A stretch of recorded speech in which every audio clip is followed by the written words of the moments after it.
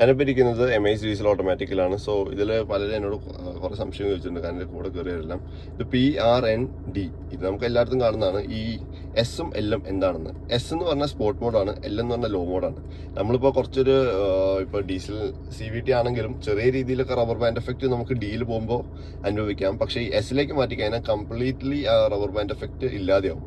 And അതുപോലെ തന്നെ ഈ എസിലാക്കി കഴിഞ്ഞാൽ നമുക്കൊരു എഞ്ചിൻ ബ്രേക്കിങ്ങും പിന്നെ ഒരു ഗിയറിലിട്ട് വലിക്കുന്ന പോലത്തെ ഒരു ഫീൽ വരും. കാരണം CVT ഓടിക്കുന്നവർക്ക് അറിയാം, അത് നമുക്കൊരു ചില സമയത്ത് എഞ്ചിൻ RPM സ്പീഡും തമ്മിലൊരു ബന്ധമില്ലാത്ത പോലെ ഉണ്ടാവും. പക്ഷേ എസിൽ ഇറ്റ്സ് കംപ്ലീറ്റ്ലി നോർമൽ. പിന്നെ എൽ എന്ന് പറഞ്ഞാൽ ലോ മോഡ്. ഇപ്പോൾ നമ്മൾ 5 പേരും വെച്ച് ഭയങ്കര കുത്തനുള്ള കയറ്റൊക്കെ കയറുകയാണെങ്കിൽ ലോയിലാക്കി കഴിഞ്ഞാൽ വണ്ടി ഇപ്പോൾ ഫസ്റ്റിൽ കയറുന്ന പോലെ കയറിക്കോളും. പക്ഷേ ഞാൻ എൻ്റെ ഒരു അഭിപ്രായത്തിൽ പറയട്ടെ, ഈ എല്ലാ സാഹചര്യത്തിലും D തന്നെ മതി. കാരണം എസും എല്ലും ആക്കേണ്ട സാഹചര്യങ്ങൾ ഞാനിത്ര 5 വർഷമായി വണ്ടി ഉപയോഗിക്കുന്നു, എന്നിട്ട് എനിക്ക് ഇതുവരെ തോന്നിയിട്ടില്ല.